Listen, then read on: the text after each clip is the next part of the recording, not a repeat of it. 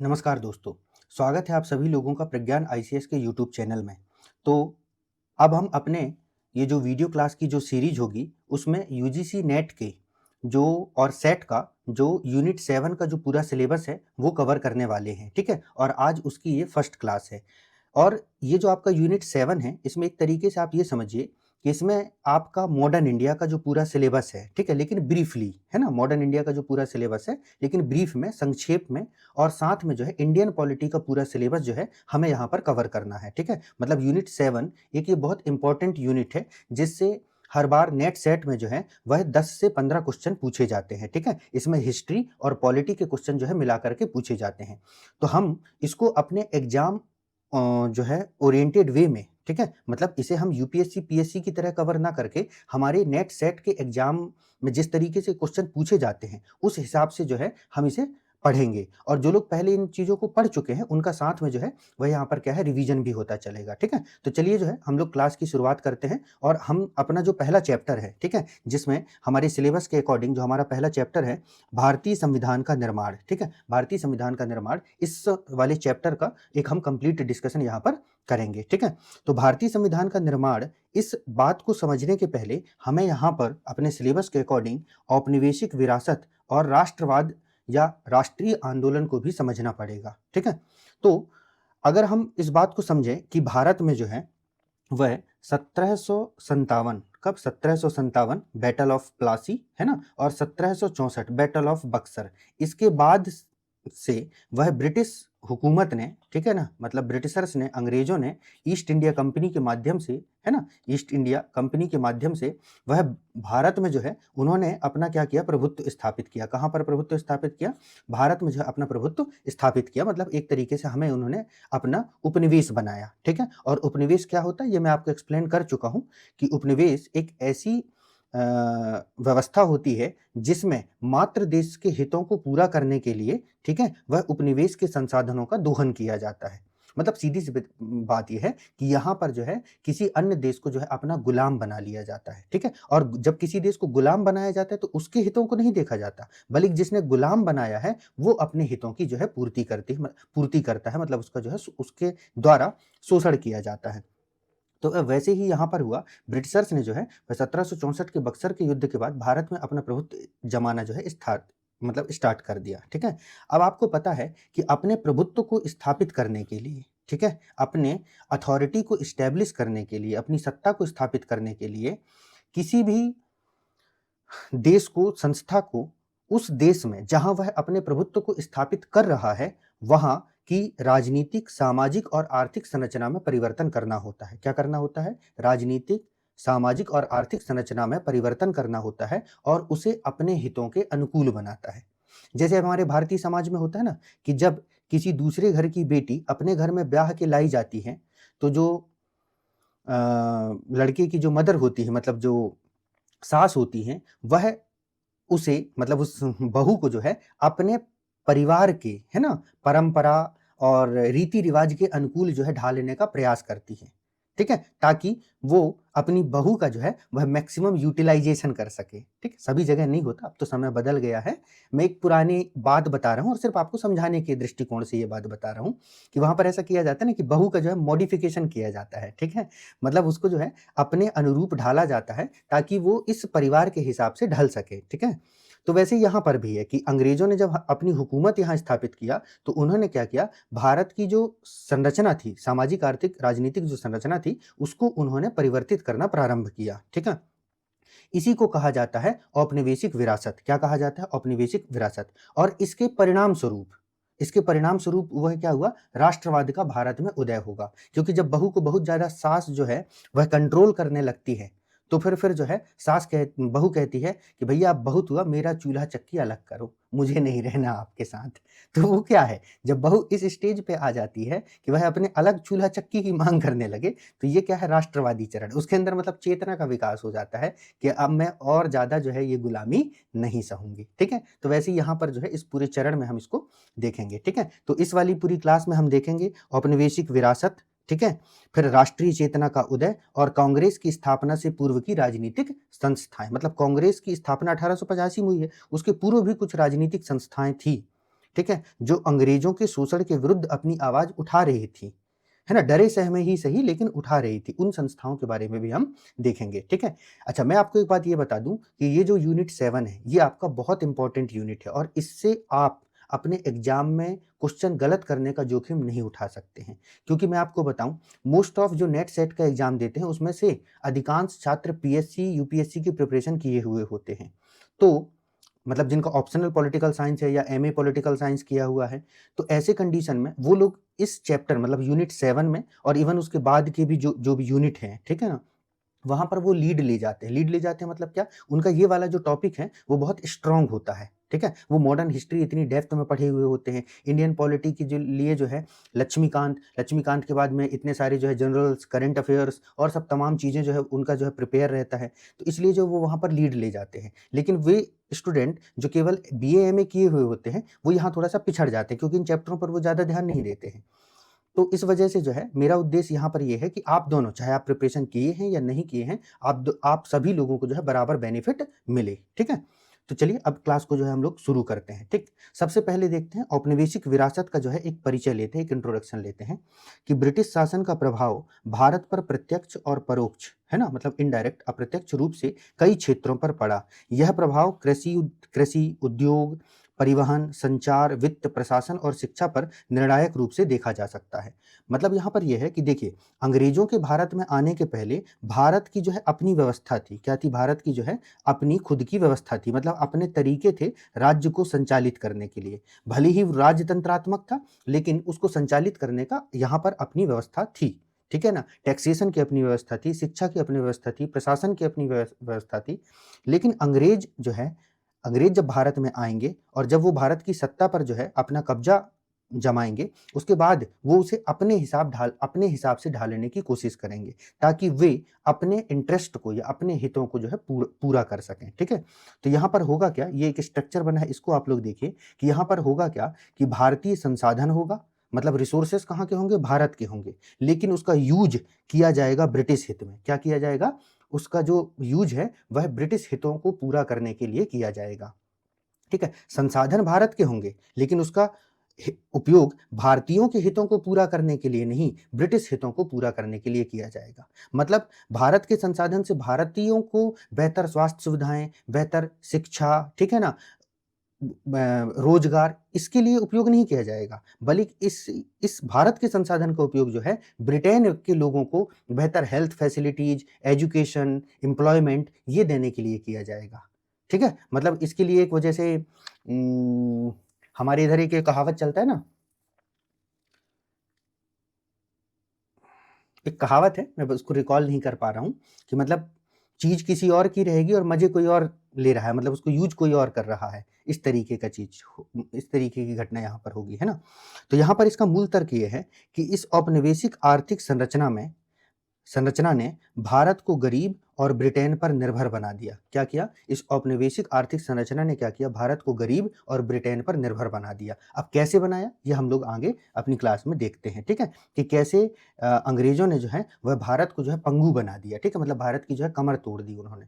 तो सबसे पहले हम इसका जो है आर्थिक प्रभाव देखेंगे, आर्थिक देखेंगे, राजनीतिक देखेंगे, सामाजिक देखेंगे, ठीक है। तो आर्थिक प्रभाव मतलब ब्रिटिश उपनिवेशवाद का, ठीक है, या औपनिवेशिक शासन का भारत पर आर्थिक क्या प्रभाव पड़ा, इस बात को हम यहाँ पर देखते हैं। तो आर्थिक प्रभाव, और आर्थिक प्रभाव में सबसे पहले कृषि के ऊपर उसका क्या प्रभाव पड़ा, ठीक है, भारत की कृषि के ऊपर जो है वहां पर क्या प्रभाव पड़ा। तो उन्होंने क्या किया? कृषि का जो है वाणिज्यीकरण किया, ठीक है, और शोषण करना प्रारंभ किया, ठीक है। इससे पहले मैं आपको एक बात और यहाँ पर बताना चाहूंगा, ठीक है, यहाँ पर स्पेस है। एक्चुअली ये जो ब्रिटिश उपनिवेशवाद है, इसके ये ब्रिटिश शासन के जो है भारत में 3 चरण पाए गए थे। कितने पाए गए थे? ब्रिटिश शासन, ब्रिटिश उपनिवेशवाद के भारत में 3 चरण थे, ठीक है। ये उपनिवेश कहीं पर भी जो है, जो उपनिवेशवाद चल रहा था उसके मुख्य रूप से 3 चरण थे। सबसे पहला जो चरण था वह था व्यापारिक चरण। कौन सा चरण? व्यापारिक चरण। इस व्यापारिक चरण में क्या है, इसको कहा जाता है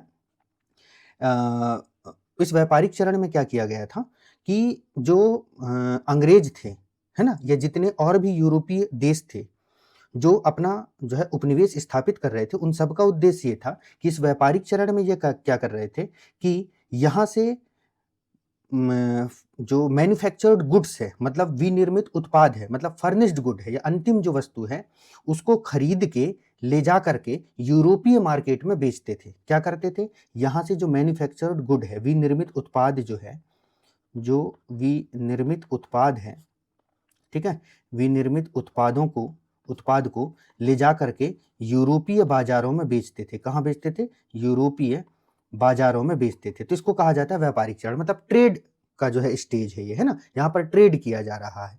वहीं फिर दूसरे नंबर पर क्या होगा, जब ये बहुत ज्यादा ट्रेड कर लेंगे तो इनके पास बहुत ज्यादा कैपिटल आ जाएगा, ठीक है। और वहीं पर और वहां पर जो है 1850 में क्या होगा, ब्रिटेन में जो है वह औद्योगिक क्रांति हो जाएगी, ठीक है। तो औद्योगिक क्रांति होने के बाद से जो दूसरा चरण होगा उसे हम कहते हैं औद्योगिक चरण। कौन सा चरण, औद्योगिक चरण कहेंगे, ठीक है, इंडस्ट्रियल फेज कहेंगे। इस चरण में क्या होगा,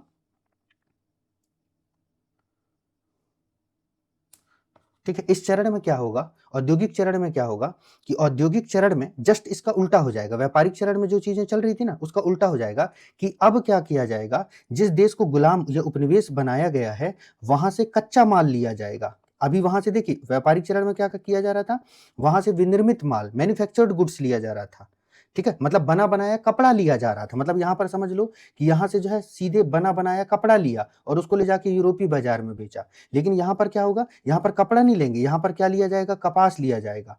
फिर इस कपास को ले जाकर के जो है ब्रिटेन में, ब्रिटेन के उद्योगों से वहां जाकर के कपड़ा बनाया जाएगा और फिर इस जो मैन्युफैक्चर गुड है, मतलब जो कपड़ा बना हुआ है, उसको ला करके जो है यहाँ के बाजारों में बेचा जाएगा। मतलब क्या होगा, यहाँ से कच्चा माल जो है वो लेकर के कहाँ चले जाएंगे, ब्रिटेन लेकर के चले जाएंगे, ठीक है।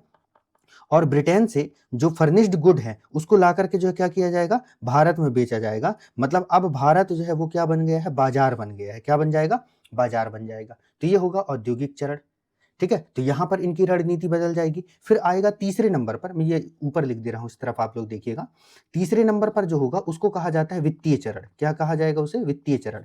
देखिए, जो व्यापारिक चरण है और जो औद्योगिक चरण है, इन दोनों की वजह से ये होगा कि इन अंग्रेजों के पास इतना ज्यादा पैसा आ जाएगा कि अब ये पैसे से पैसे बनाने की कोशिश करेंगे। वित्तीय चरण में क्या होता है, मतलब इन्वेस्टमेंट करेंगे। जैसे अभी आपके पास बहुत ज्यादा पैसा हो तो आप हो सकता है उसको शेयर मार्केट में लगाएंगे, ठीक है, म्यूचुअल फंड्स में इन्वेस्टमेंट करेंगे। वैसे ही क्या करते थे ये अंग्रेजों के पास, जो अंग्रेज पूंजीपति थे, ये अपने पैसे को जो है वह क्या करते थे कि जो उपनिवेश थे, मतलब जो जैसे गुलाम जो देश थे जैसे भारत, वहां के बहुत सारे उद्योगों में, जैसे चाय बागान में, ठीक है, कॉफी बागान में, रेलवे में, यहाँ वहां जो है ये इन्वेस्टमेंट किया करते थे और उसके एवज में जो है उसका ब्याज लिया करते थे। तो वित्तीय चरण इसको कहा जाता है, फाइनेंशियल स्टेज होता है। तो यहाँ पर जो है वो मुनाफाखोरी करते थे। तो ये तीन चरण जो है भारत में, इसके जो है हमें ब्रिटिश उपनिवेशवाद को देखने को मिलेगा। और ब्रिटिश सरकार की जो नीतियां हैं इसी अनुरूप जो है बदलती रहेंगी, ठीक है। मतलब जब जैसा चरण आएगा उस हिसाब से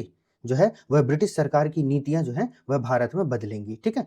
तो उसको हम आगे समझते चलेंगे, ठीक। आई होप कि आपको चीजें समझ में आ रही होंगी।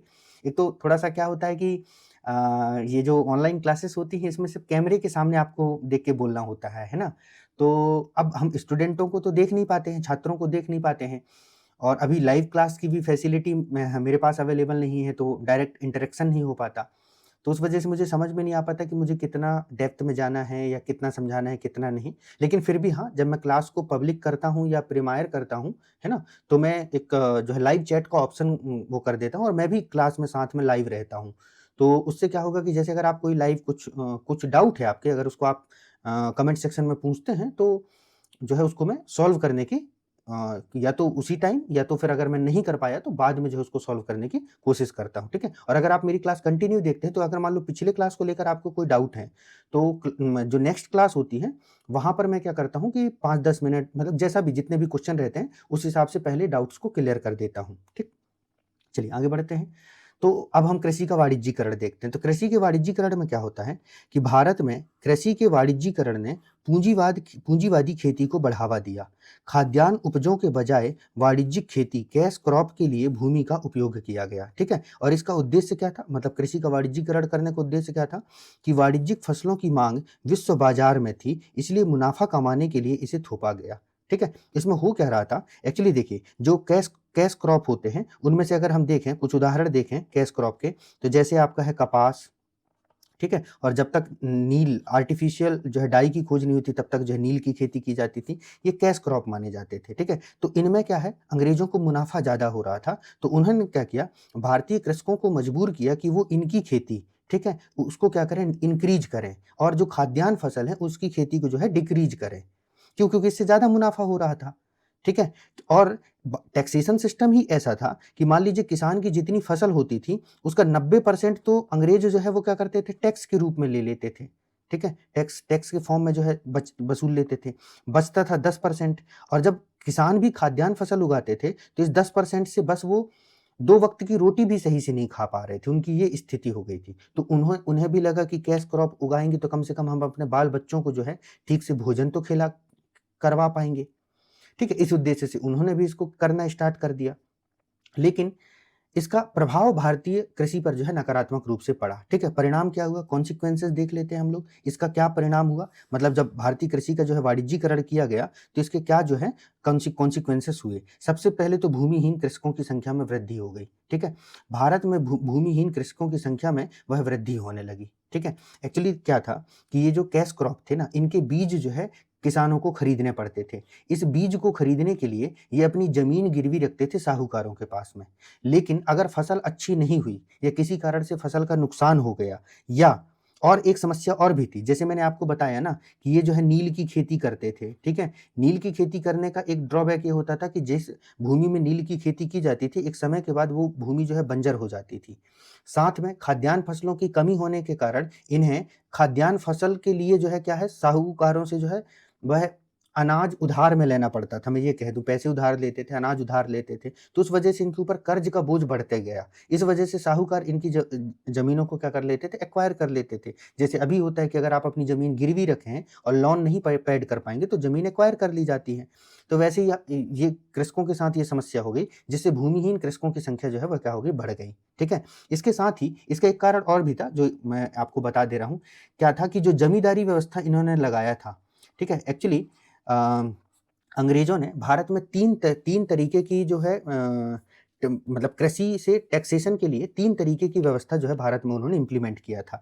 एक था जमींदारी, या इसी को इजारीदारी या इस्तेमदारी कहते हैं। दूसरा है आपका जो है रैयतवाड़ी, ठीक है। अलग-अलग क्षेत्र में था, ये ज़्यादा डेप्थ हो जाएगा, बस मैं नाम बता दे रहा हूँ आपको। रैयतवाड़ी, और एक था आपका जो है महालवाड़ी। क्या था? एक था आपका जो है महालवाड़ी।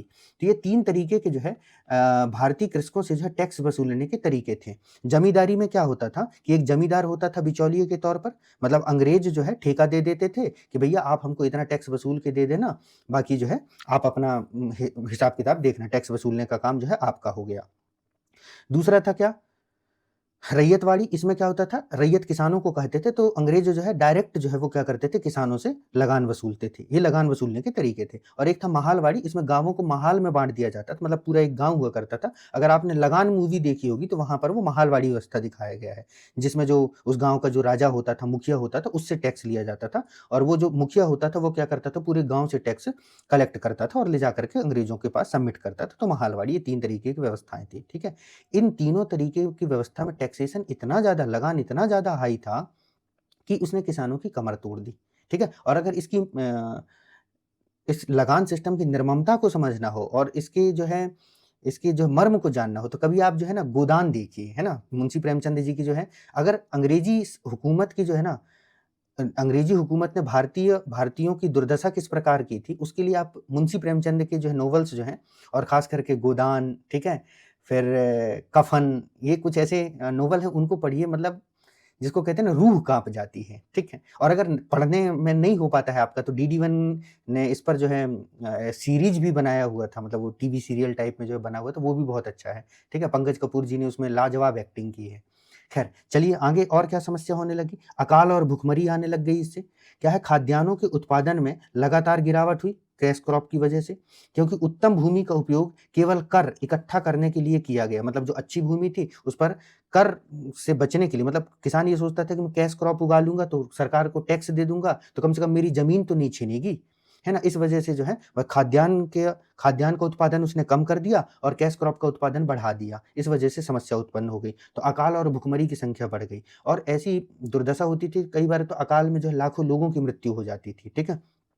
फिर अंग्रेजों ने और क्या किया? अंग्रेजों ने और दुर्दशा करने के लिए सिंचाई की उपेक्षा की। मतलब इससे पहले ये थे जितने भी भारतीय शासक थे, आप फिरोज शाह तुगलक को ले लीजिए, ठीक है ना? चाहे वो सल्तनत काल के शासक रहे हों, मुगलकालीन शासक रहे हों, आप गुप्तकालीन शासक, सभी ने क्या किया? कृषि में, क्योंकि कृषि से लगान वो भी लेते थे, लेकिन साथ-साथ वो कृषि का विकास भी करते थे। लेकिन अंग्रेजों ने सिर्फ कृषि से लगान लिया, कृषि के विकास पर उन्होंने कोई ध्यान नहीं दिया। क्योंकि कृषि का विकास का मतलब क्या है? सिंचाई साधनों की व्यवस्था की जाए, ठीक है? ट्रांसपोर्टेशन को जो है प्रॉपर किया जाए, ठीक, किसानों के हितों को ध्यान में रखा जाए। जैसे आज हमारे सरकार के द्वारा देखो किसान सम्मान निधि, ठीक है? कृषकों को जो लोन दिया जाता है, अगर उसमें कुछ ऐसी समस्या है तो अ, उनको सब्सिडी दिया जाना, फसल बीमा किया जाना, ये सब कुछ नहीं कर रहे थे अंग्रेज। तो सिंचाई की उपेक्षा में क्या हुआ? कृषि के आधुनिकीकरण एवं बाढ़ नियंत्रण पर कोई निवेश नहीं किया गया। मतलब अंग्रेज कोई इन्वेस्टमेंट नहीं कर रहे थे, केवल क्या कर रहे थे? वसूल रहे थे, ठीक है? केवल जो है दोहन कर रहे थे, शोषण कर रहे थे, ठीक है? तो इस तरीके का जो है व्यवस्था यहाँ पर चल रही थी। तो कृषि की दुर्दशा तो उन्होंने कर ही दिया, ठीक है? अब आ जाता है नेक्स्ट जो पॉइंट आएगा, वो होगा आपका क्या? कृषि के बाद में आगे जो देसी उद्योग हैं, उन पर क्या प्रभाव पड़ा, है ना? तो आर्थिक प्रभाव का जो है सेकंड पॉइंट हम देखते हैं, विऔद्योगीकरण। क्या है? विऔद्योगीकरण और धन का निष्कासन, है ना? मतलब जो है डी-इंडस्ट्रियलाइजेशन। भारत में इंडस्ट्रियलाइजेशन नहीं हुआ, जो इंडस्ट्री एस्टैब्लिश थे पहले से, वो भी डिमोलिश कर दिए अंग्रेजों ने, ठीक है? तो यहाँ पर एक परीक्षा विशेष तथ्य दिया गया है कि दादा भाई नेरोजी ने इसे निष्कासन के सिद्धांत ड्रेन ऑफ वेल्थ थ्योरी के रूप में जो है चित्रित किया है, ठीक है? तो ड्रेन ऑफ वेल्थ थ्योरी किसने दी है? तो दादा भाई नेरोजी ने दी थी।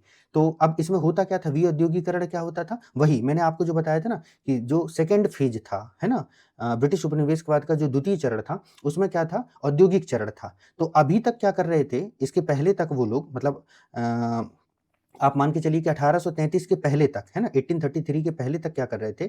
वो भारत से जो है विनिर्मित उत्पाद लेके जा रहे थे, मतलब मैन्युफैक्चर्ड गुड्स लेकर के जा रहे थे। लेकिन अब उल्टा हो गया, ठीक है? अब यहाँ पर क्या हुआ कि भारत से वो लोग जो है कच्चा माल लेकर के जाने लगे और कच्चे माल की कीमत बहुत कम होती है। सिंपल सी बात है, आप जो है आटा लेने गए, 1 किलो आटा आपको ₹40 में आ जाएगा। लेकिन वहीं अगर आप 1 किलो ब्रेड लेने जाएँगे, तो हो सकता है वो 2 ₹250 का आए।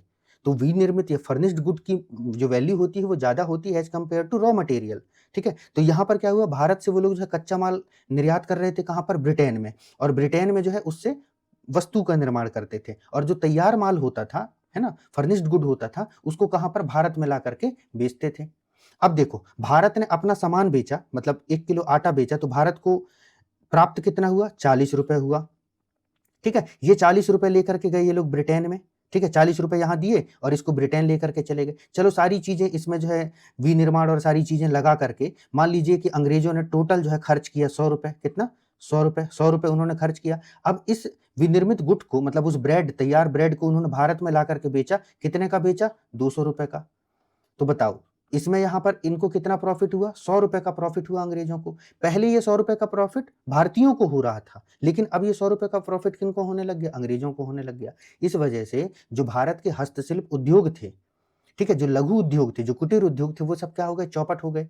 और ऊपर से ये जो हस्तशिल्प उद्योग थे, है ना? कुटीर उद्योग थे, इनको जो देसी राजा-महाराजा कुछ संरक्षण दिया करते थे, क्योंकि नवाब थे, तो नवाब बढ़िया आलीशान महलों में रहते थे, ठीक है? वस्त्र आभूषण पहनते थे, ठीक है? और सब तमाम चीज़ें जो हस्तशिल्प उद्योगों के अंतर्गत आती हैं, उन सब का कंज़म्पशन जो है भारत में हुआ करता था। तो अंग्रेज़ों ने ये जो देसी राजा-महाराजा थे, उनका भी काम तमाम कर दिया। तो उनको कंज़्यूम करने वाले ना हमारे देश में रह गए, ना बाहर रह गए, ठीक है? और मशीनों से निर्मित जो वस्तुएँ होती हैं, वो कितनी फिनिश्ड होती हैं। भाई एक टेलर ने कपड़ा सिला है, तो हो सकता है थोड़ी बहुत चीज़ें आगे-पीछे हो जाएँ, बटन ऊपर-नीचे लग जाए, है ना? या सिलाई में थोड़ी बहुत इधर-उधर लेकिन मशीनों से कोई चीज़ बनी हो तो कितनी फिनिश्ड दिखती है वो। तो लोगों को वो अट्रैक्ट भी करती है। तो इस तरीके से उन्होंने भारत में क्या किया? विऔद्योगीकरण कर दिया। देखो, कृषि को समाप्त कर दिया, जो हस्तशिल्प उद्योग थे, लघु उद्योग थे, कुटीर उद्योग थे, उसको भी समाप्त कर दिए, ठीक है? तो यहाँ पर देखिए, यहाँ लिखा भी है ना? कि क्या हुआ? हस्तशिल्प का विनाश हो गया। कैसे हुआ? 19वीं सदी में भारत के लघु उद्योग और हथकरघा उद्योग पूर्णतः समाप्त हो गए। क्यों? क्योंकि उन्होंने जो है वहाँ से ब्रिटेन के मशीनों मतलब जो है मशीनों में बने हुए जो प्रोडक्ट हैं उनको ला करके जो है भारत के बाजार में डंप करने लगे। फिर एक तरफ़ा मुक्त व्यापार, ये बहुत बड़ी एक समस्या थी। अब क्या है मैं आपको एक्सप्लेन भी कर देता हूँ। इसमें क्या हुआ कि ब्रिटेन से आने वाली सस्ती वस्तुओं पर मुक्त व्यापार की जो है नीति अपनाई जाती है। इसका नाम वैसे तो आप लोग पॉलिटिकल साइंस के स्टूडेंट हैं, आप लोगों को पता होगा एफटीए फ्री ट्रेड एग्रीमेंट होता है ना, फ्री ट्रेड। ठीक है? फिर भी मैं वो एक्सप्लेन कर दूँगा। फिर रोज़गार पर संकट भी मंडरा गया। क्या हुआ कि इन उद्योगों में काम करने वाले मतलब ये हस्तशिल्प और इन सब में सारे व्यक्ति क्या हो गए, बेरोज़गार हो गए और कृषि पर जो है बोझ बढ़ गया। क्योंकि स्वाभाविक बात है अब लोगों के पास जो है कोई काम नहीं है। एक बढ़ई था, एक कारीगर था, अब उसके पास कोई काम नहीं है, पर उसको जीवन तो अपना चलाना है। तो वो भी जाकर के क्या हुआ, कृषि कार्य में संलग्न हो गए। इस वजह से भारत में जो है वह क्या हुआ, प्रच्छन्न बेरोज़गारी की समस्या उत्पन्न हो गई। ठीक है? या इसी को जो है वह छिपी हुई बेरोज़गारी भी कहते हैं। मतलब एक छोटा-सा खेत है, जिसमें काम करने के लिए 2 लोगों की ज़रूरत है। कितने लोगों की ज़रूरत है? 2 लोगों की ज़रूरत है। लेकिन ये अभी इस घर के 2 सदस्य कोई एक था जो बढ़ई था, एक था जो क्या था सपोज़ कीजिए कि अ, कपड़ा बुनने का काम करता था। अब ये उद्योग नष्ट हो गया, तो वो भी आकर के जो है इसी कृषि भूमि पर निर्भर हो गया। मतलब अब इस कृषि भूमि पर कितने पहले 2 लोग निर्भर थे, अब कितने लोग निर्भर हो गए? 4 लोग निर्भर हो गए। तो इस वजह से क्या हुआ कृषि भूमि पर बोझ बढ़ गया। ये समस्या भी एक उत्पन्न हो गई। मतलब एक तरीके से उन्होंने भारत की वो दुर्दशा की अंग्रेज़ों ने, जो आप कल्पना भी नहीं कर सकते हैं। अब एक तरफ़ा मुक्त व्यापार मतलब कैसा हुआ? इस वाले ये वाला जो स्ट्रक्चर है इसको देखिए।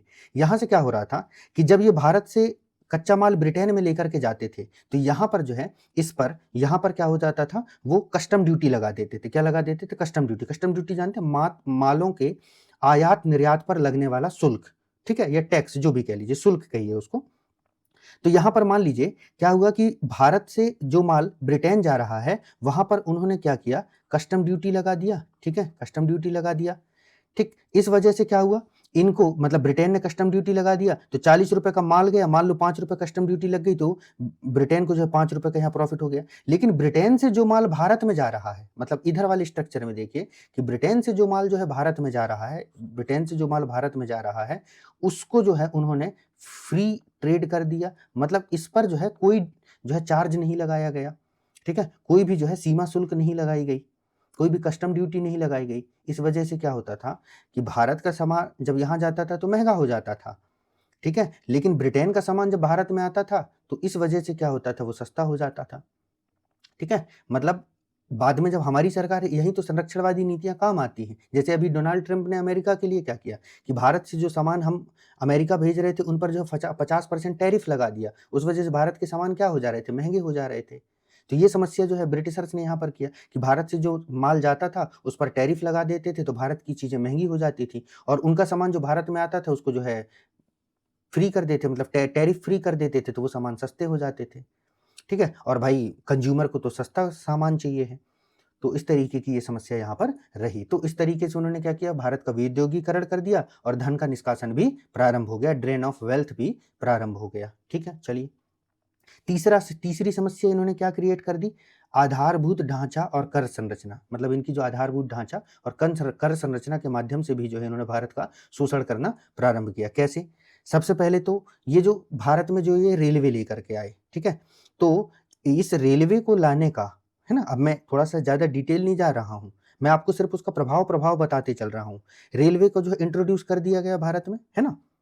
अब क्योंकि यहाँ हिस्ट्री तो हम पढ़ नहीं रहे हैं, तो आपसे ये नहीं पूछा गया कि पूछेगा कि भारत में सर्वप्रथम कहाँ से कहाँ तक रेल चलाई गई, ठीक है? वो सब तमाम चीज़ें हमारी जानने के लिए नहीं है, ठीक है? हमें सिर्फ़ ये देखना है कि रेलवे का उद्देश्य क्या था। तो कुछ लोगों को तो लग रहा था कि रेलवे का उद्देश्य भारतीयों का विकास करना है, लेकिन रेलवे के पीछे का एक असल उद्देश्य था। क्या उद्देश्य था? कि यद्यपि रेलवे का विकास हुआ, परंतु इसका मुख्य उद्देश्य औपनिवेशिक व्यवस्था को फ़ायदा पहुँचाना था, ठीक है? मतलब अंग्रेज़ों को ही फ़ायदा पहुँचाना था। इसका उपयोग औद्योगिक क्रांति के लिए नहीं, बल्कि कच्चे माल के दोहन के लिए किया गया। किसके लिए? कच्चे माल के दोहन के लिए किया गया। मतलब एक तो ये होता था हो सकता था कि अगर भारत में रेलवे आया, तो उस वजह से भारत में जो औद्योगिक क्रांति हो सकती थी। कैसे हो सकती थी? कि भैया भारत में जो है पटरी का निर्माण प्रारंभ हो जाता, भारत में जो है रेल डिब्बों का निर्माण प्रारंभ हो जाता और देखिए रेलवे में कितनी सारी चीज़ों की ज़रूरत होती। उन सब का जो है भारत में उत्पादन प्रोडक्शन होने लगता, तो भारत का औद्योगिकरण हो जाता। लेकिन ऐसा नहीं हुआ। उन्होंने क्या किया रेलवे के लिए जो जिन भी चीज़ों की ज़रूरत थी, वो सब चीज़ जो वो क्या करते थे ब्रिटेन से आयात कर लेते थे भारत में। ठीक है? एक समस्या ये हुई। फिर रेलवे का उपयोग उन्होंने क्या किया कि रेलवे को उन्होंने भारत के कोने-कोने तक पहुँचाया। वैसे इससे हमारी राष्ट्रवादी चेतना बढ़ेगी, मतलब भारत का राष्ट्रवाद इससे प्रसारित होगा, लेकिन फिर भी अंग्रेज का उद्देश्य क्या था कि वो क्या करते थे, इस रेलवे के माध्यम से, ये जो रेलवे को उन्होंने भारत के कोने-कोने तक पहुँचाया था, उसके माध्यम से क्या करते थे, ये भारत के कोने-कोने से कच्चा माल जो है, वह एक जगह, एक किसी सेंटर तक लेके आते थे, सपोज़ करो पोर्ट तक लेके आ गए, है ना? किसी बंदरगाह तक, और उस समय बंदरगाह ही चलते थे, तो पोर्ट तक ले आए। और जो ब्रिटेन से जो सामान आता था, जो फर्निश्ड गुड जो ब्रिटेन से आता था, उसको फिर भारत के जो है इसी रेलवे के माध्यम से कोने-कोने तक पहुँचा देते थे। मतलब इस तरीके से वो भारत के बाज़ार का यूटिलाइज़ेशन कर रहे थे। मतलब उसको भी उन्होंने अपने हित में ही यूज़ किया। तो एक समस्या ये हो गई। फिर आता है बैंकिंग और बीमा। यहाँ पर क्या हुआ कि बैंकिंग तथा बीमा प्रणाली पूर्णतः अविकसित थी, भारतीय पूंजी का अभाव था। अब इसमें समस्या क्या थी कि भारत में कुछ लोग जो हैं, वह क्या करते, हिम्मत करके जो है वो पूंजीपति बनते भी, लेकिन पूंजीपति को चाहिए क्या, लोन। उद्योग स्थापित करने के लिए चाहिए लोन। आज देखिए हर पूंजीपति, कुछ तो भगोड़े भी निकल जाते हैं, पर वो लोग बैंक से लोन लेकर के ही इन्वेस्टमेंट करते हैं। अब भारत में बैंकिंग प्रणाली ही नहीं थी, तो पूंजीपतियों को लोन कहाँ से मिले, और जब लोन नहीं मिलता था तो उद्योगों का विकास कैसे हो, ये भी समस्या। फिर पूंजीगत उद्योग में देखिए 1950 में भी भारत अपनी आवश्यकता की, मतलब ये वो बता रहा हूं मैं आपको प्रभाव, कि जब हम आजाद हुए हैं तब भी भारत अपनी आवश्यकता की मशीनों के 90% भाग आयात करता था। और आज भी हम अपनी आवश्यकता की बहुत सारी मशीनों के संदर्भ में, अब तो काफी कुछ आत्मनिर्भर भारत चल रहा है, लेकिन फिर भी आज हथियारों के मामले में देख लीजिए, इवन जो वो बोइंग जो एरोप्लेन होता है ना? जिसकी जो जिसकी इतनी जो है महत्ता है, वो भी भारत में नहीं बनता, ठीक है? वो एक अमेरिकी कंपनी के द्वारा बनाया जाता है। तो हथियार के मामले में हो, तो इस तरीके से जो है आज भी हम मशीनों के मामले में जो है, वह इन्हीं फॉरेन कंट्रीज़ पर निर्भर है, चाहे वो फ्रांस हो, ब्रिटेन हो, यूरोप, रसिया हो, ठीक है? तो इनके ऊपर जो है हम आज भी निर्भर हैं। तो इस तरीके की दुर्गति उन्होंने हमारी की। इसके अलावा फिर टैक्स संरचना में भी देख लीजिए उन्होंने क्या किया, कर संरचना के मामले में। तो कर संरचना में क्या है कि करों की संरचना अत्यधिक विषमतापूर्ण थी। किसानों और नमक दोनों पर जो है भारी कर लगाया गया। मतलब किसानों के ऊपर और नमक पर जो है उन्होंने भारी कर लगा के जो है उनकी कमर तोड़ दी, ठीक है? जबकि कि जो भारत के जो पूंजीपति वर्ग थे, उनके ऊपर इतना टैक्स नहीं लगाया जाता था। उनसे इतना टैक्स नहीं लेते थे, जैसे जो जमींदार वगैरह थे, उनसे इतना टैक्स नहीं लेते थे, ठीक है? तो यहाँ पर ये हुआ। अब देखिए सामाजिक क्षेत्र में प्रभाव देख लीजिए, आर्थिक क्षेत्र में तो मैंने आपको बता ही दिया। सामाजिक क्षेत्र में क्या हुआ, गरीबी और जन स्वास्थ्य, है ना? यहाँ पर देखिए कि हमारे यहाँ पर 1951 में जो हमारे यहाँ जो साक्षरता थी, वो थी 14%, मतलब 84% लोग निरक्षर थे। महिलाओं में देखें तो केवल 8% महिलाओं में लिटरेसी रेट थी, बाकी भारत की 92% महिलाएं जो हैं वह निरक्षर थी।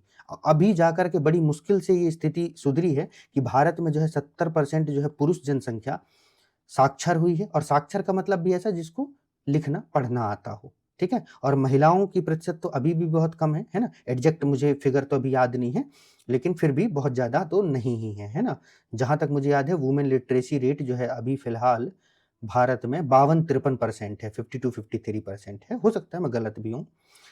आगे देखते हैं अब इन सब की वजह से क्या हुआ, अकाल की बारंबारता बढ़ गई, मतलब जो फ्रीक्वेंसी है अकाल की वो बढ़ गई, क्योंकि अब लोगों के पास खाद्यान्न तो होता नहीं था जिसको वो स्टोर करके रख लें, ठीक है? तो उस वजह से क्या हुआ कि थोड़ा बहुत भी बारिश नहीं हुई या कुछ एडवर्स वेदर हुआ तो अकाल पड़ जाते थे उस वजह से। तो ब्रिटिश शासन के दौरान जो है भारत में गरीबी, बीमारी और भुखमरी फैली हुई थी। 1943 के बंगाल का अकाल उल्लेखनीय है, जिसमें लाखों लोगों की जो है मृत्यु हो गई थी। और क्या समस्या हुई, स्वास्थ्य सेवा में समस्या हुई। स्वास्थ्य सेवाएं जो है बिल्कुल नगण्य थी। जल वितरण की सुविधा का अभाव था, मतलब जैसे आजकल देखिए हर घर जल योजना है ना, ठीक है? हर घर नल, जल योजना, जल नलों के माध्यम से जो है वाटर पहुँचाया जाना। फिर हेल्थ फैसिलिटी, तो अंग्रेज हॉस्पिटल क्यों खोलेंगे भाई भारतीयों के लिए? कुछ इक्के-दुक्के खोले हुए तो वो भी अपने लिए ही थे, ठीक है? तो इस वजह से ये स्थिति भी जो है खराब हो गई। फिर बिजली का तो आप छोड़ ही दीजिए। अनेक शहरों में बिजली नहीं था तथा ग्रामीण क्षेत्रों में बिजली की कल्पना करना भी कठिन था। मतलब आज भी, मतलब वो तो अभी फिर भी ऐसा है कि जब से अ, एक योजना चलाई गई है अटल अटल जी के नाम पर है, उसके पहले कांग्रेस सरकार के द्वारा भी एक योजना चलाई गई थी, उस योजना का मुझे नाम नहीं है, जिसके तहत जो है ग्रामीण क्षेत्रों का जो है विद्युतीकरण किया गया था, ठीक है? तब जाकर के जो है गाँवों में बिजली की व्यवस्था पहुँची है, और वो भी ऐसा था कि हफ्ते में 2-4 घंटे के लिए आ गई तो, है ना? ये स्थिति थी। वो एक मूवी है शाहरुख खान जी की, जिसमें वो नासा के साइंटिस्ट रहते हैं ना, स्वदेश, है ना? उसको देखिएगा कभी, देखा ही होगा आपने तो, है ना? बहुत वो है, तो वहाँ पर देखिए एक बूढ़ी अम्मा जो होती हैं, वो 80-90 साल की होती है, वो अपने जीवन में पहली बार जो है बल्ब को जलते हुए देखती हैं, ठीक? तो ये स्थिति होती है भारत की, ठीक है? सामाजिक क्षेत्र में और प्रभाव देखते हैं, औपनिवेशिक शिक्षा प्रणाली, सबसे ज़्यादा दुर्दशा तो इन्होंने हमारी शिक्षा प्रणाली की ही की है, और अंग्रेज़ों ने तो जो की ही मतलब जो किया है सो किया है, हमारी सरकार ने भी कोई बहुत अच्छा खासा काम किया नहीं है, और ये हमारी जो टेस्टिंग एजेंसियाँ हैं, है ना? चाहे वो कोई सी भी एजेंसी हो, वो भी कम नहीं है, मतलब अभी भी वो वही रोट लर्निंग पर ही काम कर रहे हैं। मतलब बच्चा चाहे भी कि मैं थोड़ा डेप्थ में कॉन्सेप्ट पढ़ूँ, चीज़ों को समझूँ, तो ये एग्ज़ामिनेशन वाले जो हैं, अभी भी उसको रटंत विद्या ही पढ़वाना चाहते हैं, ठीक है? तो देखिए, सबसे पहले तो क्या हुआ, अंग्रेजी प्रभुत्व। यहाँ पर क्या हुआ, उच्च शिक्षा के लिए अंग्रेजी भाषा का प्रयोग किया जाता था, जिससे भारतीय भाषाओं का विकास क्या हो गया, अवरुद्ध हो गया। आज भी देख लिया, अगर आपको हायर एजुकेशन में जाना है, तो आपकी इंग्लिश अच्छी दुरुस्त होनी चाहिए। आपको इंजीनियरिंग करना है, आपको मेडिकल की पढ़ाई करनी है, आपको लॉ करनी है, ठीक है? तो आपकी अंग्रेजी अच्छी है, तो माशाअल्लाह, है ना? अदरवाइज़ अगर आप जो है अपने रीजनल लैंग्वेज पर रिलाय करते हैं, तो फिर आगे बढ़ना बहुत मुश्किल हो जाता है ना? इवन यूपीएससी जैसी संस्थाओं में भी हिंदी माध्यम के छात्रों की जो है, वह दुर्दशा हो जाती है। अब तो काफ़ी स्थिति ठीक हो गई है, दुरुस्त हो गई है, लेकिन फिर भी अ, आप सब जानते ही हैं। फिर रोट लर्निंग की समस्या, तार्किक विश्लेषणात्मक क्षमता के विकास की बजाय रटने पर बल दिया गया, क्योंकि अंग्रेजों का उद्देश्य क्या था, भारतीयों को क्लर्क बनाना, क्योंकि वो भारत को अधिकारी वर्ग तो बनाना नहीं चाहता था, पूंजीपति तो बनाना नहीं चाहता था, औद्योगिक वर्ग तो बनाना नहीं चाहता था, क्लर्क बनाना था। तो उस हिसाब से शिक्षा व्यवस्था उन्होंने ढाला, ठीक है? इसका उद्देश्य क्या था, इस शिक्षा व्यवस्था को केवल क्लर्क बनाना। तो मैकाले की शिक्षा नीति, ये आपको याद रखना है, 1833 में जो है मैकाले की जो है शिक्षा नीति जो है भारत में प्रस्तुत की गई थी, लॉर्ड मैकाले की, ठीक है? तो इसी को जो है इन्होंने डाउनवर्ड फिल्ट्रेशन थ्योरी का नाम दिया था, ठीक? डाउनवर्ड फिल्ट्रेशन थ्योरी या निस्यंदन का सिद्धांत। तो मेघालय की शिक्षा नीति का उद्देश्य क्या था, प्रशासनिक क्लर्क तैयार करना था, और वैज्ञानिक शिक्षा की जो है भारत में उपेक्षा कर दी गई। इससे सामाजिक विभाजन उत्पन्न हो गया। क्या हो गया, सामाजिक विभाजन उत्पन्न हो गया। एक शिक्षित वर्ग और आम जनता के बीच एक बहुत बड़ा जो है अंतर पैदा हो गया, गैप क्रिएट हो गया। जैसे होता है ना कि गाँवों में, हम भी जब छोटे-छोटे थे, तो गाँवों में कभी कोई आता था, जैसे मेरे दादाजी ही थे, तो वो शहर में रहते थे, है ना? तो जब कभी वो गाँव में आते थे, तो वो उनकी इंग्लिश बहुत अच्छी थी, ठीक है? तो मतलब हम इस डर से उनके सामने जाते ही नहीं थे कि कहीं इंग्लिश में, क्योंकि अब स्कूल तो हम लोग भी जाते थे, लेकिन ये डर रहता था कि अगर उन्होंने हमसे इंग्लिश में कुछ पूछ दिया, तो क्या बोलेंगे? या किसी को हम लोग इंग्लिश बोलते देखते थे, तो बस उसी को देखते रह जाते थे कि वाह यार! कितनी अच्छी इंग्लिश बोल रहा है, ठीक है?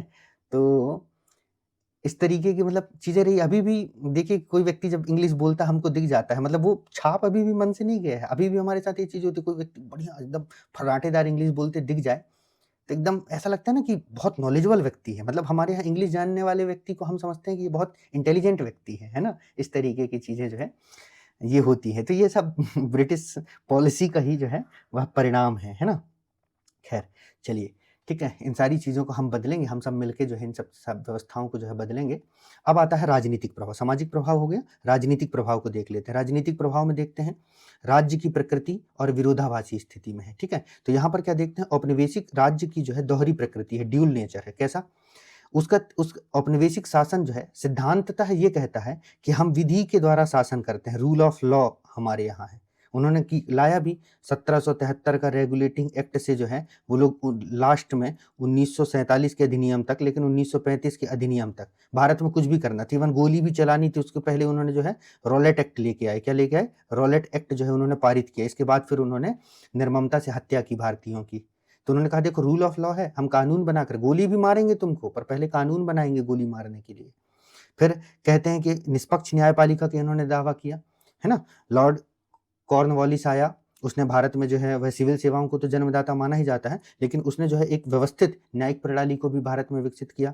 आधुनिक प्रशासन की उन्होंने बात की, वही कॉर्नवालिस ही था। पहले तो उसको जो है आईसीएस तो इससे बाद में कहा गया है, 1922 के ली कमीशन के बाद जो है, इससे पहले उसे जो है भारतीय जो प्रशासनिक सेवा है ना, उसको किसी नाम से जाना जाता था, मैं रिकॉल नहीं कर पा रहा हूँ।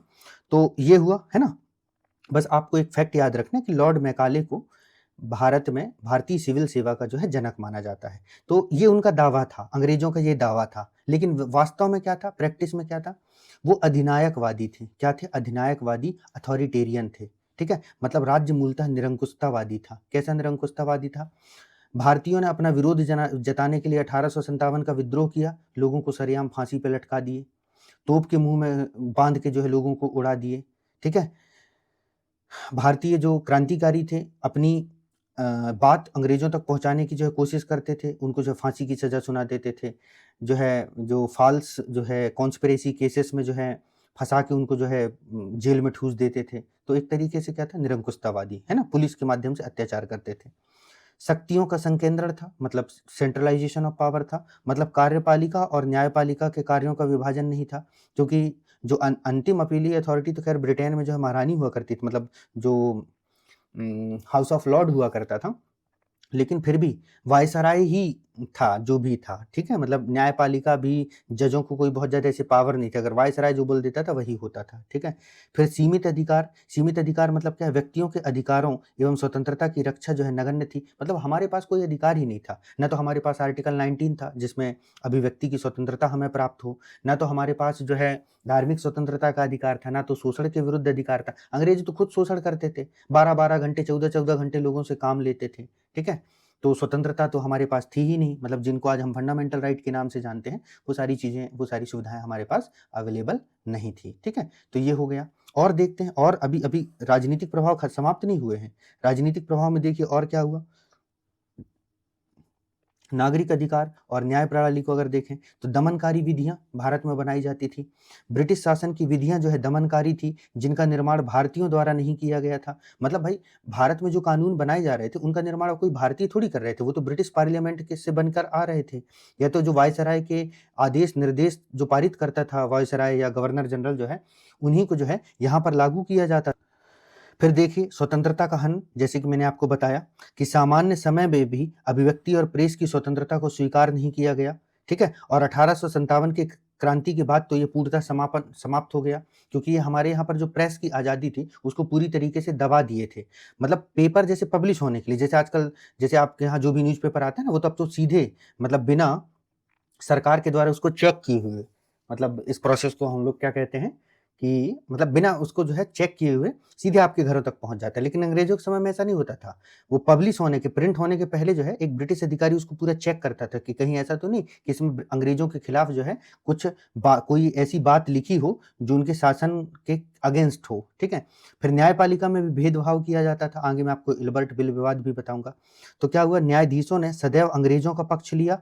ठीक है? भारतीयों का पक्ष नहीं लेते थे। इसी के संदर्भ में एक बहुत अच्छी मूवी बनी हुई है पुरानी, ठीक है? जिसमें राजपाल यादव के भाई राजपाल यादव के भाई कह रहा हूँ, माफी चाहूंगा। ठीक है? मतलब रघुवीर यादव जी की एक्टिंग उसमें है, उन्होंने एक्टिंग किया है। मूवी का नाम मुझे याद नहीं है, जिसमें जो है ये ब्रिटिश न्यायपालिका के बारे में दिखाया गया है। ठीक है? तो न्याय प्रणाली अत्यधिक खर्चीली थी, जटिल थी और भेदभावपूर्ण थी। ठीक है? तो ये समस्या भी जो है भारत में बनी हुई थी।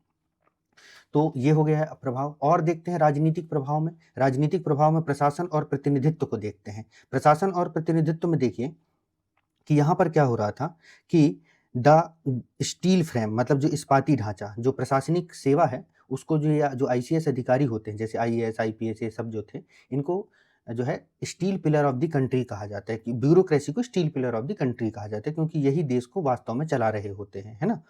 तो जो आईसीएस अधिकारी थे, है ना, देश को एकता प्रदान करने वाले आईसीएस अधिकारी मूलतः ब्रिटिश साम्राज्य के एजेंट थे। इनकी दृष्टिकोण अत्यधिक रूढ़िवादी एवं संकीर्ण थी। ठीक है? और यहाँ पर क्या हो रहा था, वोटर परसेंटेज आप देख लीजिए अंग्रेजों के समय में 1919 के बाद तक केवल 3% भारतीयों को जो वोटिंग का राइट था, केवल 3% भारतीयों को। और 1935 में जाकर के ये केवल 15% भारतीयों को प्राप्त हुआ है। ठीक है? मतलब एक तरीके से यहाँ तो केवल लोकतंत्र का दिखावा ही था, क्योंकि लोकतंत्र का मतलब तो ये होता है ना भाई कि कम से कम किसी भी देश की मैक्सिमम 80% जनता तो वोट डालने के लिए एलिजिबल हो, मतलब बच्चों को छोड़ दिया जाए तो।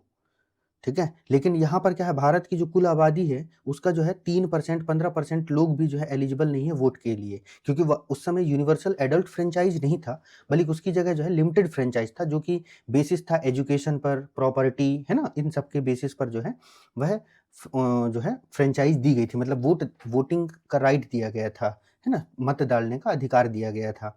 तो यहाँ पर भी जो है अंग्रेज पूरी तरीके से शोषण कर रहे थे भारतीयों का। और देखिए यहाँ पर वो रुके नहीं, जो उनका सबसे खतरनाक जो टूल था, है ना, वो ये था कि बांट डालो, है ना, बांटो और राज करो की नीति। ठीक है, बांटो और राज करो की नीति, ये सबसे खतरनाक हथियार जो उन्होंने अपनाया था, क्योंकि इस वजह से इस मतलब जो है अंग्रेजों की इस कुकृत्य का खामियाजा जो है भारत अभी भी भुगत रहा है, और अभी आने वाले लगभग 50 सालों तक जो है भुगतता रहेगा। ठीक है, जब तक इस पूरे देश के सारे नौजवान इस बात को नहीं समझ जाते कि ये संप्रदायवाद कुछ नहीं है, ठीक है, ये केवल जो है इसको अंग्रेजों ने जन्म दिया था, ठीक है, और अंग्रेजों ने अपनी कुर्सी को जो है वह इस माध्यम से जो है वह बल प्रदान किया था, मतलब उसको स्टेबल किया था, जिसे आज के हमारे राजनेता भी उपयोग करते हैं अपनी कुर्सी और सत्ता को बचाने के लिए, और धर्म के नाम पर अपनी रोटियां सेकते हैं। जब तक ये पूरे देश के लोग, सभी धर्मों के लोग समझ नहीं जाते, तब तक हम इस दंश से जूझते रहेंगे। ठीक है, और पाकिस्तान तो बैठे ही हुआ है हाँ इस काम करने के लिए। ठीक है, अब लगे हाथ जो है, पहले शेख हसीना की सरकार थी बांग्लादेश में, वो भी चली गई, तो पूर्वी पाकिस्तान मतलब जो अब का बांग्लादेश है उसमें भी समस्या क्रिएट हो गई है। ठीक है, तो भारत के पड़ोस में भी समस्याएं उत्पन्न हो गई हैं। ठीक है, तो खैर इसमें देखते हैं नीति क्या थी। एक जाति को दूसरी जाति से, एक वर्ग को दूसरे वर्ग से, हिंदुओं को मुसलमान से लड़ाना, ये था फूट डालो और शासन करो की नीति, डिवाइड एंड रूल की पॉलिसी। ठीक है, इसमें और क्या था, सैन्य शक्ति में क्या था कि निचले स्तर पर भ्रष्टाचार था, परंतु सरकार ने एक शक्तिशाली सेना औपनिवेशिक विरासत के रूप में जो है वह प्रदान की।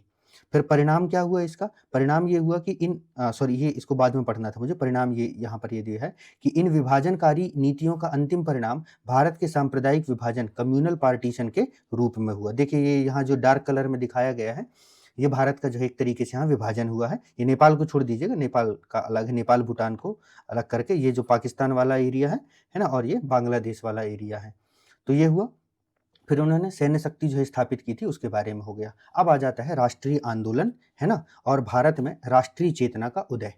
ठीक, तो प्रश्न ये उठता है, यहाँ पर प्रश्न ये उठता है कि भारत, है ना, जो हमारा देश भारत है, वो तो खंड खंडों में बटा हुआ था। ठीक है, खंड खंड में बटा हुआ था। ठीक, अंतिम बार इंडिया का जो कंसोलिडेशन है वह अकबर के द्वारा किया गया था। किसके द्वारा किया गया था, अकबर के द्वारा किया गया था। उसके बाद अकबर के बाद जितने भी शासक रहे, जो महान मुगल साम्राज्य था, वो भी इंडिया को जो है कंसोलिडेट नहीं कर पाया था। उसके पहले जो है गुप्ता पीरियड में हुआ था, कुषाणों के पीरियड में हुआ था। ठीक है, और जो हर्षवर्धन, है ना, विजयनगर साम्राज्य के समय में भी हुआ था, लेकिन उस तरीके से नहीं हुआ था। ठीक है, सबसे पहले जो है चंद्रगुप्त मौर्य ने किया था, है ना, चाणक्य के नेतृत्व में। तो इंडिया का कंसोलिडेशन जो है वो एक तरीके से प्रॉपर तरीके से नहीं हो पाया था, मतलब भारत में राष्ट्रवाद की भावना नहीं थी। राष्ट्रवाद की भावना का मतलब क्या होता है, चाहे हम मध्य प्रदेश से हैं, उत्तर प्रदेश से हैं, तमिलनाडु से हैं, केरल से हैं, कहीं से भी हैं, लेकिन हम क्या हैं, भारतीय हैं, ये जो भाव था वो इंडिया में उस समय पर विद्यमान नहीं था। ठीक है, जो लोग जिस क्षेत्र तक रहते थे उस क्षेत्र तक ही सीमित थे, उनके लिए वही महत्वपूर्ण था। उसके आगे मतलब उनको कोई लेना देना नहीं था कि उत्तर पश्चिमी सीमा प्रांत में क्या हो रहा है, ठीक है, बंगाल में क्या हो रहा है, ठीक, या इस तरीके की चीजें। तो ये राष्ट्रवाद के जो है अभाव था भारत में, लेकिन ब्रिटिश की इन्हीं नीतियों की वजह से भारत में राष्ट्रवाद पनपा। ठीक है, तो सबसे पहला राष्ट्रवाद पनपने का जो कारण रहा है वो रहा है आर्थिक एवं प्रशासनिक एकीकरण। जो अंग्रेजों ने जो भारत का जो इकोनॉमिक एंड एडमिनिस्ट्रेटिव कंसोलिडेशन किया, उस वजह से क्या हुआ, भारत में राष्ट्रवाद उपजा। कैसे उपजा भाई, देखो अब क्या हुआ, बंगाल में भी, इधर बंबई में भी और इधर मद्रास में भी एक जैसी प्रशासनिक संरचना थी, एक जैसी आर्थिक संरचना थी, एक जैसी न्यायिक व्यवस्था थी। तो इस वजह से क्या हुआ, अब हम एक जैसी व्यवस्था से संचालित होने लग गए थे, अब अलग अलग व्यवस्था नहीं थी। पहले ऐसा हुआ करता था, उधर जो मैसूर है वहां टीपू सुल्तान या हैदर अली, उनका जो शासन है उनकी व्यवस्था अलग है, इधर जो मराठे हैं उनकी व्यवस्था अलग है, उधर मुगल हैं उनकी व्यवस्था अलग है, जाट है उनकी व्यवस्था अलग है। लेकिन अब अंग्रेजों के आने से क्या हो गया, एडमिनिस्ट्रेटिव कंसोलिडेशन हो गया। तो एक ये हो गया। फिर साथ में और क्या हुआ, सामाजिक एवं धार्मिक सुधार आंदोलन हुए भारत में, ठीक है। राजा राम मोहन राय के द्वारा जो है ये इनिशिएट किया गया और उसके बाद जो है सतत रूप से आगे बढ़ता रहा आजादी तक, और अभी भी भारत में सामाजिक एवं धार्मिक सुधार आंदोलन तो चल ही रहे हैं, ठीक है। तो इस वजह से भी जो है वह राष्ट्रवाद ने जन्म लिया। फिर ब्रिटिश प्रशासन की विदेशी एवं क्रूर नीति, मतलब स्वाभाविक सी बात है, ब्रिटिशर्स जो है हमारे ऊपर अत्याचार कर रहे थे। इससे पहले ऐसा नहीं था कि भारतीयों के ऊपर इतना भयंकर अत्याचार हो। अत्याचार तब भी हो रहे थे, तब भी सामंतों के द्वारा अत्याचार किया जा रहा था, लेकिन सामंत ऐसा अत्याचार नहीं कर रहे थे जैसा ब्रिटिशर्स कर रहे थे, ठीक है। तो ये हुआ। फिर और क्या हुआ, पाश्चात्य विचारों का भी प्रभाव पड़ा, जैसे अमेरिकी क्रांति हुई, ठीक है, अमेरिकी क्रांति, फ्रांसीसी क्रांति, ठीक है, इन सब। और फिर पाश्चात्य के जो विचारक हैं जैसे हॉब्स, लॉक, रूसो, ठीक है, मैकियावेली, तो मार्क्स, इन विचारों का भी जो है प्रभाव वह भारतीयों पर पड़ा, ठीक है। तो इस तरीके से जो है वह भारत में राष्ट्रवाद ने जन्म लिया। और भी कारण क्या थे कि दादा भाई नेरोजी और आरसी दत्त जैसे विचारकों ने क्या किया, आर्थिक नीतियों का विश्लेषण कर सिद्ध किया कि अंग्रेज भारत का शोषण कर रहे हैं। मतलब अभी तक हमें समझ में नहीं आ रहा था कि अंग्रेज आखिर कर क्या रहे हैं, ठीक है। लेकिन दादा भाई नेरोजी, आरसी दत्त जैसे विचारकों ने क्या किया, जब भारतीय अर्थव्यवस्था का जो है एनालिसिस किया, तब हमें पता चला कि अरे बाप रे, ये अंग्रेज तो बिल्कुल हमें लूटे डाल रहे हैं, है ना। तो वही चीजें होती हैं, जैसे कई बार ऐसा होता है ना कि मान लीजिए किसी को हम अपना बेस्ट फ्रेंड समझते हैं और हमको ऐसा लगता है कि वो ये हमारी भलाई के लिए ही काम कर रहा है, एकदम बिल्कुल हम अंधे हो जाते हैं। बाद में कोई तीसरा व्यक्ति आता है और वो हमको चेताता है कि भाई वो तुम्हारी भलाई नहीं कर रहा है, वो तो तुम्हें एक्सप्लॉइट कर रहा है, शोषण कर रहा है। तब हमारी आंखें खुलती है, फिर हम सोचते हैं अच्छा, अभी तक हमको लग रहा था ये हमारी भलाई के लिए काम कर रहा है, लेकिन अब पता चला कि वो तो अपना उल्लू सीधा करने में लगा हुआ था। तो इस तरीके से यहाँ भी ये घटना हुई, मतलब भारतीयों की आंख खुली, वो लोग नींद से जागे, ठीक है। और नींद से क्या जागे, अंग्रेजों ने तो उनकी जो है पाँव के तले से जमीन ही खींच ली थी, ठीक है। अब आगे देखिए, इसमें राष्ट्रवाद के विकास में पत्र पत्रिकाओं का भी योगदान है। जैसे बंगाल की कुछ पत्र पत्रिकाएं हैं, जैसे हिंदू पैट्रियाट है, इंडियन मिरर है, अमृत बाजार पत्रिका है, बंगाली है, सोम प्रकाश है, संजीवनी है, ठीक है। मैं आपको एक सलाह ये दूंगा कि लूसेंट से ये जो भारत में जो जनजातीय आंदोलन हुए हैं, है ना, कोशिश करूंगा मैं कि इसको आपको कवर करवा दूंगा। तो फिर भी अगर जैसे नहीं हो पाया तो लूसेंट से आप क्या करेंगे, लूसेंट से ये जो पत्र पत्रिकाएं हैं, है ना, और भारत में जो कृषक और जनजातीय आंदोलन है, इसको थोड़ा सा पढ़ लीजिएगा। मॉडर्न इंडिया वाले पार्ट में आपको मिल जाएगा, और अगर नहीं है तो मैं आपको जो नोट्स प्रोवाइड करूंगा उसमें तो रहेगा ही रहेगा, ठीक है। फिर महाराष्ट्र में क्या हुआ, मराठा अंग्रेजी में प्रकाशित होता था, बाल गंगाधर तिलक के बारे में हमने पढ़ा है, केसरी जो कि मराठी में, हिंदू प्रकाश, नेटिव, है ना, ओपिनियन। फिर संयुक्त प्रांत यूपी में एडवोकेट, हिंदुस्तानी, आजाद, ये सब पत्र पत्रिकाएं जो प्रकाशित हो रही थी, इस वजह से भी भारत में राष्ट्रीय चेतना का जो है विकास हो रहा था। आज भी ऐसे ही होता है, देखिए सरकार की जो भी गतिविधियां होती है उसकी जानकारी हमको कैसे प्राप्त होती है, इन पत्र पत्रिकाओं के माध्यम से। इसीलिए तो हम कहते हैं ना कि मीडिया का निष्पक्ष होना बहुत ज्यादा जरूरी है। अगर मीडिया निष्पक्ष या ट्रांसपेरेंट नहीं होगा, अगर वो सरकार के साथ सांठगांठ कर लेगा, तो देश का बंटाधार तय है, ठीक है। फिर राष्ट्रवाद के तात्कालिक कारण, मतलब इमीडिएट कॉज क्या थे, मतलब भारत में राष्ट्रवाद जो जन्म लिया उसका इमीडिएट कॉज क्या था, मतलब ये सारी चीजें तो चल ही रही थी। इमीडिएट कॉज ये था कि सबसे पहले इसमें आता है लिटन की प्रतिगामी नीति, ठीक है, मतलब regressive policy of Lord Lytton. अब इसमें हो क्या रहा था यहाँ पर कि लॉर्ड लिटन द्वारा अपनाई गई दमनकारी नीतियां, जिन्होंने भारतीय असंतोष को जो है चरम पर पहुंचा दिया, ठीक है। चलिए 1857 की जो है 1857 के रिवोल्ट के बाद भारतीय इतना तो समझ गए थे कि ये अंग्रेज जो है हमारे लिए सही नहीं है। फिर क्या हुआ, 1878 में, है ना, 1878 में लॉर्ड लिटन आते हैं, 84 नहीं 1880 तक ये रहेंगे, 81-82 में तो रिपन आ जाएंगे, तो ठीक है, ईयर को जाने दीजिए।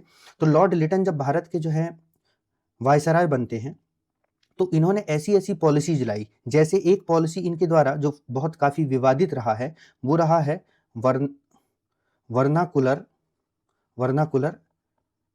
प्रेस एक्ट, ठीक है, वर्नाकुलर प्रेस एक्ट। ये 1976 या 78 में लाया गया था भाई, एग्जैक्ट ईयर मुझे याद नहीं है, मैं आपको ईमानदारी से बता रहा हूं अभी फिलहाल में, ठीक है। मतलब याद रहते हैं पर क्लास में क्या दिमाग में बहुत सारी चीजें चल रही होती हैं जब कोई टीचर पढ़ा रहा होता है, तो इसलिए ईयर वगैरह को लेकर के मैं मतलब डिस्क्लेमर दे देता हूं कि हो सकता है एक बार क्रॉस चेक कर लेना, है ना। अब आपको ये मेरे बारे में इसके लिए सही सोचना हो, जो भी सोचना हो, पर मैं ये नहीं चाहता कि आपको गलत फैक्ट आप तक जाए, है ना। तो यहाँ पर क्या हो रहा है, वर्नाकुलर प्रेस एक्ट लाया गया, फिर इनके द्वारा जो है आर्म्स एक्ट लाया गया। आर्म्स एक्ट में क्या था, पहले इसको समझा देता हूँ। वर्नाकुलर प्रेस एक्ट में क्या था कि जो भारतीय भाषाओं में प्रकाशित होने वाली जितनी भी पत्र पत्रिकाएं थी उनके ऊपर जो है इन्होंने रेस्ट्रिक्शंस लगा दिए, प्रतिबंध लगा दिए, ठीक है। और ये था कि उनको प्रकाशित होने के पहले जो है पहले अंग्रेजों से परमिशन लेनी पड़ती थी। वही जो मैंने आपको बताया ना कि जैसे फिल्मों में होता है ना, फिल्मों का सर्टिफिकेशन करने के लिए वो एक टर्म यूज करते हैं ना कि यार उसमें जैसे अगर कोई सीन ऐसा है कि जो सही नहीं है तो उसको कटवट करते हैं, है ना, फिल्म सर्टिफिकेशन का जो रहता है, क्या तो टर्म है उसके लिए। खैर, फिर एक था आर्म्स एक्ट लाया गया। आर्म्स एक्ट में क्या किया गया कि भारतीयों को बिना लाइसेंस के, ठीक है, वह आर्म्स रखना जो है वह प्रतिबंधित कर दिया गया। तो ये एक समस्या भी हो गई। तो ऐसे लॉर्ड लिटन ने एक तरीके से पूरी तरीके से ब्रिटिश साम्राज्यवाद, ठीक है, ब्रिटिश इंपीरियल जो पॉलिसीज हैं उसको जो है स्ट्रेंथन करने की कोशिश की। इस वजह से भारतीय और ज़्यादा भड़क गए, उनको समझ में आने लगा कि ये अंग्रेज कितने दोगले हैं, है ना। तो ये हो गया यहाँ पर। इसके बाद में और क्या हुआ यहाँ पर, यहाँ अब इल्बर्ट विल विवाद, ठीक है, इसने तो मतलब जो है आप समझिए कि ताबूत की अंतिम कील बनाई है। कैसे, इस विवाद ने नस्लीय भेदभाव को जो है उजागर किया, ठीक है। यह स्पष्ट हो गया कि अंग्रेज भारतीयों को कभी बराबरी का दर्जा नहीं देंगे। इसने भारतीयों को संगठित होने के लिए प्रेरित किया। इल्बर्ट विल विवाद एक्चुअली क्या था, उस समय लॉर्ड रिपन थे, उन्हें एक बिल पारित किया गया था। उसमें यह कहा गया था कि ये जो भारतीय न्यायाधीश हैं, जो भारतीय जजेज हैं, ठीक है, जो भारतीय जजेस हैं, ये भी अंग्रेजों के मुकदमों की सुनवाई कर सकते हैं। किसकी सुनवाई कर सकते हैं, अंग्रेजों के मुकदमों की जो है सुनवाई कर सकते हैं। ये बात कही गई थी इल्बर्ट विल में। इससे जो है अंग्रेज चिढ़ गए कि ये तुच्छ भारतीय है ना, ये जो भी ब्लैक डॉग क्या तो टर्म यूज करते थे, तो ये तुच्छ भारतीय जो है हमारी मुकदमों की सुनवाई करेंगे, मतलब वी ब्रिटिशर्स आर सुपीरियर, ठीक। तो ये इस तरीके की जो है बात, वो केसरी मूवी आपने देखी होगी मे बी, है ना, उसका चैप्टर 2 भी आ गया है, कभी वक्त मिले तो देख लिया कीजिए ऐसी अच्छी मूवियों को, है ना। क्योंकि वैसे भी भारत की फिल्म इंडस्ट्री का तो टोटली जो है बंटाधार ही हो गया है, बहुत कम ही अच्छी मूवियाँ बन रही हैं, बाकी तो सब बस टाइम पास ही चल रहा है, ठीक है। वैसे तो कहा जाता है कि जो साहित्य है वो समाज का दर्पण होता है। तो खास करके हमारे बॉलीवुड ने, मैं पूरे बॉलीवुड को जो है क्रिटिसाइज नहीं कर रहा हूँ, लेकिन बॉलीवुड के अधिकांश हिस्से ने, लगभग जो है 70 से 80% हिस्से ने जो है वह भारत को, जो भारत जो गर्त में जा रहा है ना, उसके लिए जो है वो भी बराबर रूप से जो है जिम्मेदार है। राजनेताओं के साथ जो है हम केवल राजनेताओं को दोष ना दें, ये भी जो है उतने ही जिम्मेदार हैं, ठीक है। एक मूवी बनाएंगे जिसमें वाह-वाही खूब बटोर लेंगे कि वाह! क्या पैट्रियोटिज़्म है ना? मतलब देशभक्ति है और तमाम चीज़ें हैं, और 10 ठो ऐसी वाहियात चीज़ें बनाएँगे जिससे आने वाली पीढ़ियाँ जो है बर्बाद होती हैं, ठीक? उनको कुछ सीखने को नहीं मिलता। तो उस तरीके का, खैर आगे देखते हैं। तो ये एक समस्या हो गई। अब हम लोग देखते हैं यहाँ पर कि कांग्रेस से पूर्व की संस्थाएँ, बस इसको थोड़ा-सा पढ़ लें, उसके बाद क्लास ओवर हो जाएगी। फिर कांग्रेस के स्थापना के बाद का जो चरण है उसको हम लोग बाद में देखेंगे, ठीक है? तो कांग्रेस से पूर्व की संस्थाएँ, ठीक है? मतलब सबसे पहले 1838 में, ये ईयर थोड़ा-सा याद रख लेना, इनमें से कुछ संस्थाएँ इंपॉर्टेंट है वो मैं बता दूँगा, बाकी एग्ज़ाम में पूछे भी जाते हैं। तो 1838 में है, एक बनाई गई थी लैंड होल्डर्स सोसाइटी, है ना? इसकी स्थापना कलकत्ता में की गई थी। इसके सदस्य जो है बिहार, बंगाल, उड़ीसा के जो है जमींदार थे। इनके नाम में ही है लैंड होल्डर्स सोसाइटी, मतलब जो ज़मीन को जो है होल्ड करते थे, और जमींदार ही उस समय होल्ड करते थे, क्योंकि किसानों का ज़मीन पर जो मालिकाना हक था तो उसको अंग्रेज़ों ने समाप्त कर दिया था। इसका उद्देश्य क्या था? जमींदारों के वर्गीय हितों की रक्षा करना, ठीक है? अब हम इसके बारे में क्यों पढ़ रहे हैं? क्योंकि ये एक संगठन को दिखाता है अंग्रेज़ों के अगेंस्ट। जमींदारों के वर्गीय हितों की रक्षा करना, भले ही वो जमींदार हैं, लेकिन हैं भारतीय और अंग्रेज़ों से अपने हक की बात कर रहे हैं, ठीक है? तो ये एक बात है। फिर 3943 में जो है वह बंगाल ब्रिटिश इंडिया सोसाइटी बनाई गई थी, बंगाल ब्रिटिश इंडिया सोसाइटी। इसकी प्रकृति क्या थी? बुद्धि के अभिजात तंत्र का प्रतिनिधित्व किया जाता था, मतलब जो पढ़े लिखे लोग थे उनका। इनका उद्देश्य था आम जनता के हितों की रक्षा करना एवं उन्हें बढ़ावा देना। क्या करना? आम जनता। भाई आम जनता को तो समझ में आ नहीं रहा था कि अंग्रेज क्या कर रहे थे। उनको बस इतना पता था कि अंग्रेज जो है जीने नहीं दे रहे हैं। तो उनके हितों के लिए जो है ये लोग उनके बिहाफ में जो है लड़ाई करते थे। मतलब अंग्रेजों से जो है वह अधिकारों की मांग करते थे। फिर है 1851 का, इंपॉर्टेंट है, ब्रिटिश इंडियन एसोसिएशन, ठीक है, ये इंपॉर्टेंट है। 1851 में जो है वह क्या हुआ था, ये जो लैंड होल्डर सोसाइटी है ना, और बंगाल ब्रिटिश इंडिया सोसाइटी का विलय करके इसको बनाया गया था, तो एक संस्था बनी। फिर 1852 का है, ये मद्रास नेटिव एसोसिएशन है, मद्रास में इसकी स्थापना की गई थी।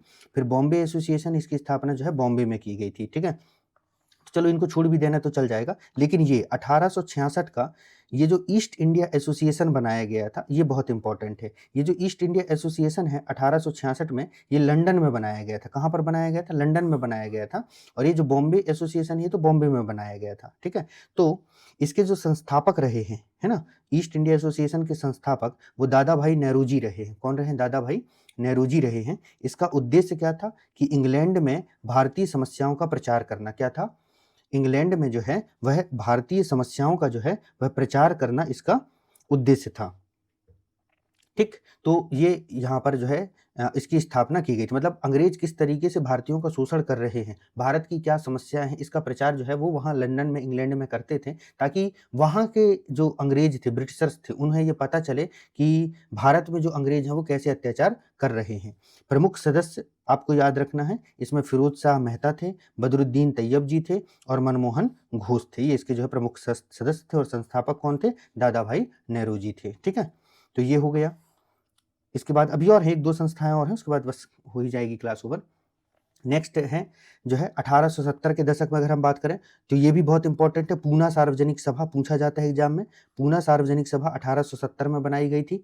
इसके संस्थापक थे जस्टिस रनाडे, महादेव गोविंद रनाडे, जीवी जोशी, एस.एच. चिपलंकर, ठीक है, ये इसके संस्थापक थे। इसमें से रनाडे का नाम याद रखिएगा, एक बार ये नेट में पूछा जा चुका है ना। योगदान की अगर हम बात करें तो 1878 से पत्रिका द्वारा राजनीतिक चेतना जगाई गई। मतलब इनकी जो पत्रिका थी, महादेव गोविंद रनाडे की पत्रिका थी, उसके माध्यम से जो है राजनीतिक चेतना जगाई जा रही थी, मतलब लोगों को जो है अवेयर किया जा रहा था। फिर था इंडियन लीग 1875 की, इसके स्थान जो है ये बंगाल में से था। इसके संस्थापक शिशिर कुमार घोष थे, इंपॉर्टेंट है। फिर था एक अगला है यहाँ पर जो है वो क्या है, Indian National association 1876, Indian National association, ठीक है। ये बहुत इंपॉर्टेंट है क्योंकि ये कांग्रेस की जो है पूर्वगामी संस्था मानी जाती है। तो इसके संस्थापक थे सुरेंद्रनाथ बनर्जी और आनंद मोहन बोस।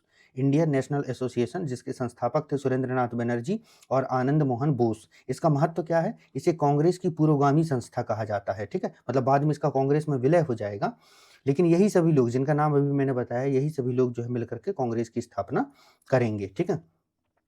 तो और फिर अब हम आगे इसमें और देखते हैं, यहाँ पर है ना, यहाँ पर क्या है कि 1885 तक की यात्रा करेंगे, फिर कांग्रेस वाला जो है हम नेक्स्ट क्लास में करेंगे। फिर एक मद्रास महाजन सभा बनाई गई थी 1884 में, ये भी इंपॉर्टेंट है। इसके संस्थापक रहे हैं एम.वी. राघवाचारी। कौन रहे? एम.वी. राघवाचारी, जी सुब्रमण्यम अय्यर और आनंद चार्लू, ठीक है। तो इन दो नामों को तो आप लोग याद रखिएगा, राघवाचारी और आनंद चार्लू का। इसका स्थान था कहाँ पर? मद्रास में। मद्रास महाजन सभा 1884। ये ईयर याद रखिएगा, क्रोनोलॉजी भी पूछा जा सकता है ना, जैसे अभी एग्जाम का ट्रेंड बन रहा है। फिर है बम्बई प्रेसिडेंसी एसोसिएशन, है ना, ये भी इंपॉर्टेंट, 1885 में बनाई गई थी।